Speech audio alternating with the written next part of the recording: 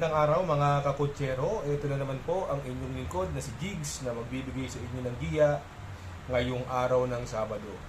Ngayon po ay September 28 at ang racing time po natin, ang start time ay 2 p.m. Uulitin ko, itong aking giya ay purely review and analysis ko lamang. Ngayong araw po meron tayong 7 karera, no? At umpisahan na po natin. Race number 1. Dito po magsisimula ang ating winner take all. Pilracom rating based handicap system race. Class 5, 6 to 10 split. Distance is 1400 meters. Dito may 6 na kalahok. No? Dito nakikita ko sobrang lamang nung numero 6, no? Caraga Wonder. Solo ere pa siya rito. Although may konting bilis yung Little Ali, pero tingin ko hindi niya po-formahin yan. At mukhang hindi naman siya mahuhuli sa larga at ang ganda ng numero niya, nasa labas na labas siya, ang huling kabayong ipapasok. Kaya sa tingin ko wala nang pasikot-sikot pa. Sosolohin ko na po yan. Numero 6, Caraga Wonder. Sa race number 2, dito naman po magsisimula ang pick 6. Pilracom rating based handicap system race, class 4, 16 to 21 split. 1400 meters is the journey. May 7 kalahok. Dito po sa kalerang ito, no, anybody's race po ito, no. Sa aking opinion, yung mga may panalo, pero hindi ko pa po ito yung pili ko. Yung mga may panalo lang po at mamimili pa rin tayo ng best. Para sa atin ay best tip para sa atin, no. Ang mga may panalo, yung King Hans, Everyday Black, magandang diyado yan. Grand Jackpot, May Jopay, magandang dihado rin yan. At si Tool of Choice, na dihado rin po yan. Pero ako, pili ko po dyan, yung mababa po sa laban, no? Sakay po ni Onil Cortez, yung numero 2 sa si King Hans. Sa tingin ko, siya makikipaghabulan kay Grand Jackpot at Tool of Choice, o siya ang maaga makakasunod doon. Yung Grand Jackpot, sa tingin ko, ito ang mauuna rito, no? Binigay na po kay Jan Alvin Gusi, no? Kaya lang, medyo mahaba ang distansya, 1400 meters, at medyo magagaling din itong kalaban niya. At ito, magandang isamang dihado ito, yung numero 5 May Jopay, binigay na po kay Christian Garganta, no? Kung sakaling magkaroon ng hagaran sa unahan to, ito ang pwedeng lumimati dyan, si May Jopay. Kaya dito sa race number 2, ang pili ko po dito, doon ako sa numero 2, King Hans. Panigundo ko, numero 4, Grand Jackpot. At isasama kong pandihado, numero 5, si May Jopay.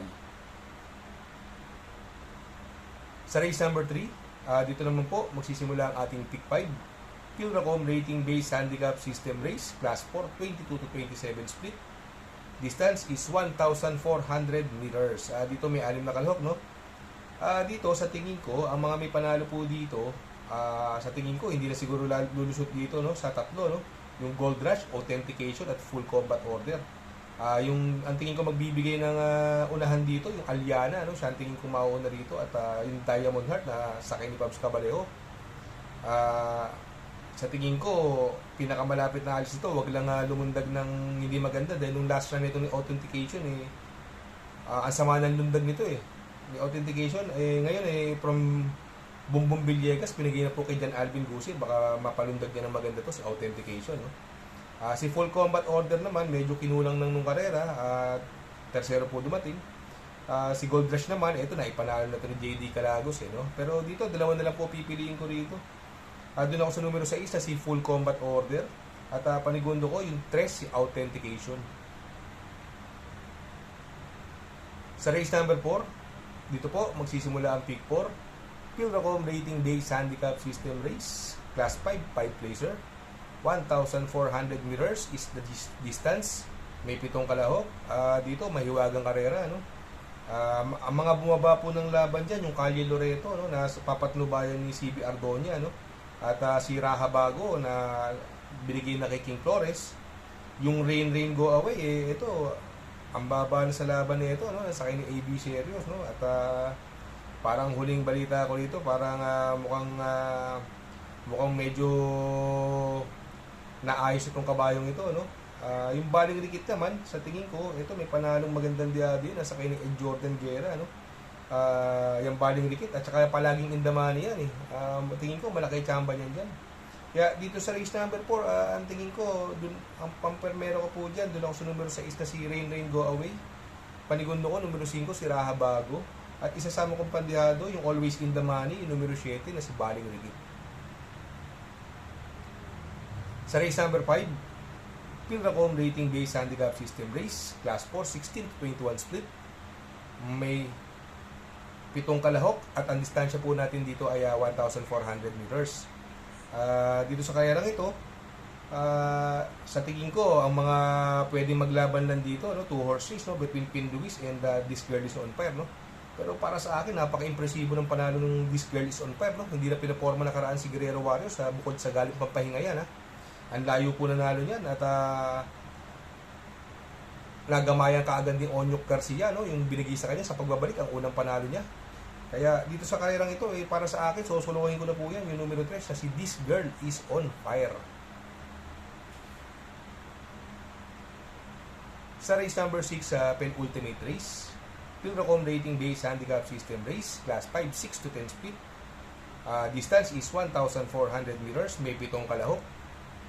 Dito makikita na naman natin, no?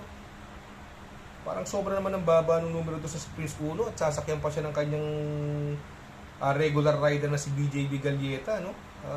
Dito wala na paligoy-ligoy pa, no? Parang grade 1 yung laban niya rito, no? Para sa akin, susuluhin ko na po yan yung numero 2 na si Prince 1. Sa race number 7, sa last and final race, Pilracom Rating Based Handicap System Race, Class 5, 11 to 15 speed. Distance is 1,400 meters, may 8 kalahok. Dito, para sa akin, ang mga may panalo, yung Mr. Mandilenial, Polite Bell, Advocacy, Kalanggaman Island, at My Boy Lollipop. Dito, ang tingin ko pwedeng maging possible scenario. No? Pwedeng maghabulan dito yung Mr. Mandilenial at yung My Boy Lollipop para pumabor sa mga deremate. No? Pero pag may nagkampiyan sa kanilang dalawa, sa tingin ko may makakachamba dyan sa dalawang yan. No? Si Polite Bell, ito laging masama lumundag pero from Charles Reyes, binigyan na kay Uno Hernandez, ito lumundag lang na maganda to. Sa tingin ko patok po ito, Polite Bell. Kaya lang tayo kailangan magbarami dahil nga may bisyo itong kabayong ito. Pero kung lulundag na maganda to, tingin ko patok po yan, Polite Bell. Ito si Advocacy naman, yung mga litrans niya, although lagi ko siyang tip ngayon, mukhang hindi ko muna siya ititip. Hindi magaganda yung hindi magaganda yung mga takbo niya nakaraan, no? Itong Kalanggaman Island naman, binigay na kay Claro Espare. Ito gamay na gamay niya po to at angkop po sa kanya ang distansya. Ito po pwede makachamba sa mga llamado rito, no? Kaya dito sa race number 7, magdadalawa po ako dito. Doon ako sa numero 7 Kalanggaman Island at panigundo ko yung numero 5 na si Polite Bell. Good luck mga kakutsero. Sana po matapat ang ating giya at yung mga nakasunod. Sana po ay magsitama po kayo. Ito, mega shout out. Mega shout out kay Sir Fidel Camacho, Wilmark Jugan Leasing, John Rad Gio Roque, mga batang Binondo, happy racing po. Kay Chairman Danny Tadjama, boss ko po yan, si Chairman Danny Tadjama ng Yoko OTV. From Maureen Galang. Sana po ay ako'y makikisuyo muli sa inyo na please like, share, subscribe, and hit the notification bell para updated kayo sa aking mga giya. Good luck po and happy racing.